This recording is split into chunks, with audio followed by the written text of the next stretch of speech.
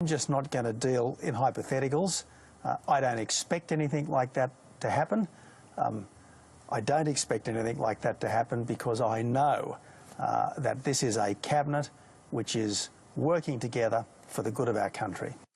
The Prime Minister there. Meanwhile, Communications Minister Malcolm Turnbull has once again fended off questions about the leadership. Here's what he had to say at a Politics in the Pub forum last night. Tony Abbott has the support of his members, Karen, myself and the rest of the party room and the government. Tony has had utter loyalty and consistency from his front bench. He has had more consistency and loyalty from his front bench than any other Liberal leader in our lifetimes. I mean, you know, all those years of the very successful Howard government, Peter Costello was obviously a potential rival. And, you know, there were tensions blew up from time to time. There is no tension between Tony and any of his senior colleagues. It is a very, very cohesive team, and we are all supporting him. So he has not been undermined by anybody, by any of his senior colleagues whatsoever. Now that's just something, so I think that's how I'd answer the question to you, sir. It's a very, very united team. There you go. So that's Malcolm Turnbull speaking last night at Politics in the Pub out in Sydney's West. Christopher Pyne, the Education Minister, has been speaking about the leadership situation this morning. Let's hear what he had to say. The worst thing we could possibly do is change leadership right now. We have to support the Prime Minister. I've been supporting him very strongly in the last 10 days while this has been going on. I've been doing as much media as I possibly can, as I am this morning, because I believe that he remains the best person to be leader of the party. Does he have the numbers? That's a very inexact science, but I hope he does, yes.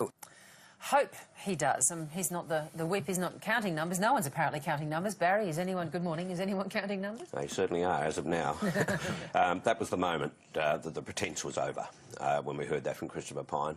I think you'll find in the next few hours the veil will be lifted and it'll be on for young and old. That's soon. Okay. Oh, absolutely, yeah. And now I think you can put your house on the fact that there will be a spill on Tuesday. Okay. Doesn't really be any question about that now. And then sometime after that, whether it be Tuesday night, Wednesday or wherever, there'll be a showdown between Tony Abbott and Malcolm Turnbull. If that veil is lifted as soon as the next few hours, would that include Malcolm Turnbull formally putting his hand up? No, it may not come to that because the spill motion needs to be the trigger, I guess. But I think you will find that increasingly politicians will now be far more realistic about what will happen next week. And this hiding behind weasel words that's been going on for days now, I think you'll find that that will cease. All right, so as you say, most people are expecting there will be some sort of spill motion on Tuesday, but it won't necessarily follow that anything solid will emerge from that meeting. Well, as we've seen in the past with the Gillard-Rudd, Rudd-Gillard contests, that the vote is not taken immediately. They go away and they have time to prepare. So it depends whether this comes out into the open beforehand and they do the lobbying and the canvassing and the gathering of numbers between now and Tuesday. That's right, over the weekend perhaps. Yeah, or whether they wait for a spill motion, in which case they would then need time to go away and gather the numbers. And as you see it and understand the way that the feeling is running at the moment, is there momentum for change enough? Well, as we saw the momentum build for a spill, and now I think you'll see the momentum for change.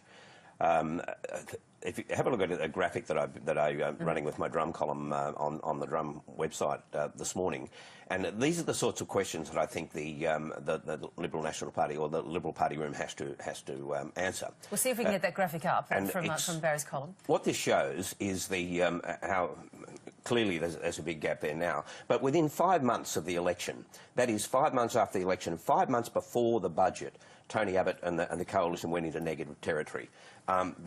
Then after the budget, they slumped. There was a bit of a recovery built on the Malaysian airline disaster and then terrorism becoming the issue, and then they fell off the cliff again. Now, the question they have to ask, I think, and it's often overlooked because whenever they look for reasons and excuses as to where they are, they talk about bad policy delivery and the budget, the post-budget. Why, though? Look at the first 5 months. Why did Tony Abbott go behind so early? And it has to be because I think the public saw Tony Abbott, in a sense, as a mechanism, as a tool, in order to get rid of a disunited and failed government. And then once he'd achieved that, they then looked at him separately and they didn't like what they saw. What they saw was somebody who overpromised that the rhetoric in opposition was never going to be matched in government, and then the broken promises started. Let's look at some of the scenarios that may happen following a spill motion if one was to get up on Tuesday. Malcolm Turnbull obviously firming up as the key contender. Where do you put Julie Bishop, and what happens to Joe Hockey if Tony Abbott is rolled? Yeah, I'd be surprised if Julie Bishop runs. Okay. I suspect it will be Tony Abbott versus Malcolm Turnbull. Julie Bishop's prize, if there is one for her, will be the prize that she always gets, and that is the deputy leadership. Though Christopher Pyne seems to be aiming now for that. And now that he understands the reality of the situation, he's doing a bit of lobbying on his own behalf. Joe Hockey, the eternal loyal deputy, Julie Bishop. Yeah, and for Joe Hockey, clearly for him, he will go. If Abbott goes, he goes. He'll lose the position as treasurer. Now, whether he sits on the front bench or not is a matter for him, but you would think that he would. All right, so that's the most feasible scenario, as you see it. Let's step back and look at the politics of it. How does a government that played so hard against the previous government about its disunity, about its rolling of leaders, rolling of an elected Prime Minister, recover from going through this? Well, the question for the party room is how do they recover with a leader who is minus 38 in terms of approval rating? On the other hand, they have to go to Malcolm Turnbull, with so many of them from the right worried about his position on policies like the ETS, gay marriage, and so on. So it's difficult for them, but I think the one outweighs the other. That the prospect of somebody with such a low approval rating bringing them back from the abyss is fairly remote. But can they sell that kind of division to the electorate? Well, there's a big difference this time around compared with the Rudd-Gillard situation, because this will come as no surprise to anybody. In fact, we're all talking about it now quite openly, way in advance, and neither will they be, particularly the majority of Australians, disappointed with this outcome. Malcolm Turnbull is somebody who appeals to the middle ground, so again I think there'd be some enthusiasm about that. And the other myth in politics is that changing leaders midstream is a disaster. Yep. It's not. And there's a lot of evidence to suggest Paul Keating governed for 5 years after knocking over a popular Prime Minister in Bob Hawke.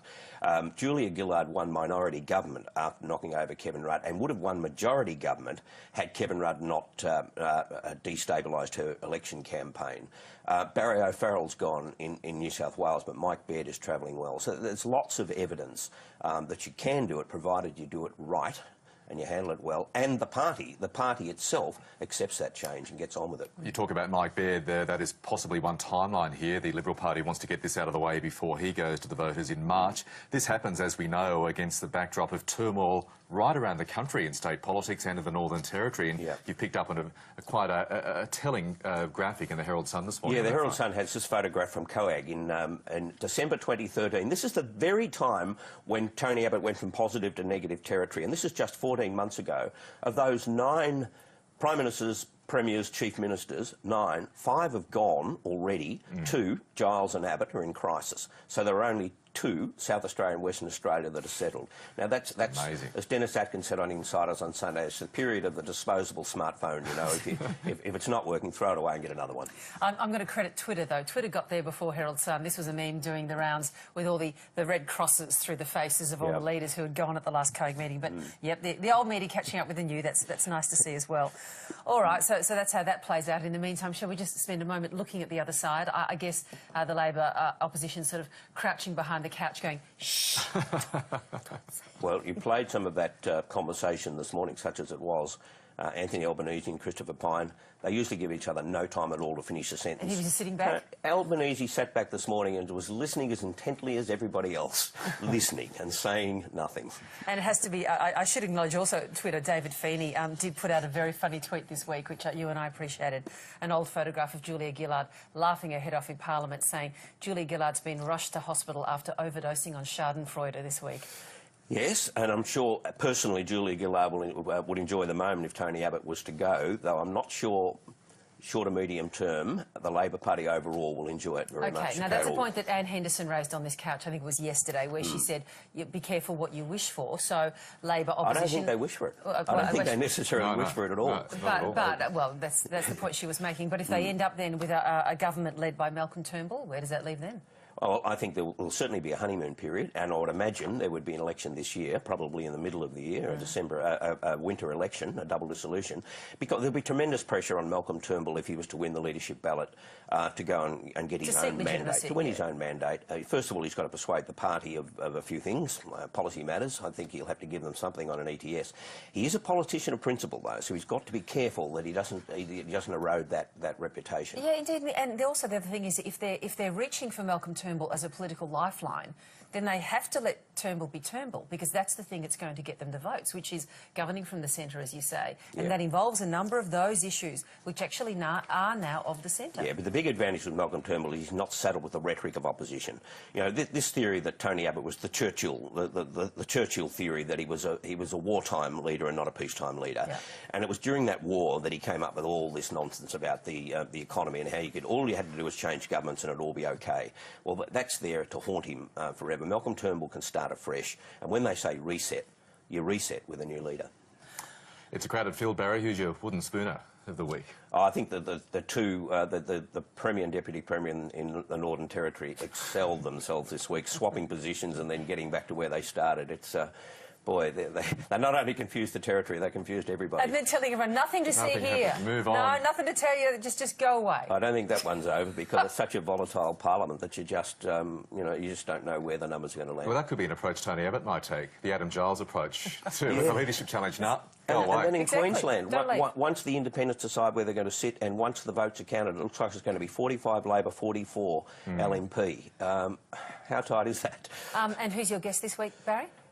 Matthias Cormann is our guest, and on the couch will be Nikki Saber, Annabelle Crabb and Malcolm Farr. Nikki Saber's a good person to have on this week, particularly her very good column this week. To finish, let's just quickly look at that Bill Leak cartoon in The Australian, because our memories go back a long way, and your memory doesn't even need to go back too long in order to see these quotes as rather familiar. Where have you heard them before about making sure the real Tony's on display? It's just history repeating itself. No carbon tax. You hear the same rhetoric in the run-up to every leadership challenge. It never varies. It's lovely, isn't it? So the more things change. Barry, always nice to see you. Thanks so much. Thank you. Thanks, Barry. And Insiders, of course, on ABC TV on Sunday morning. Don't miss it. Let's go to Western Australia now, where residents of the town of Northcliffe are hoping to return home today. Now the bushfire threat has eased. Jade McMillan reports from the nearby town of Pemberton. Residents here have finally been given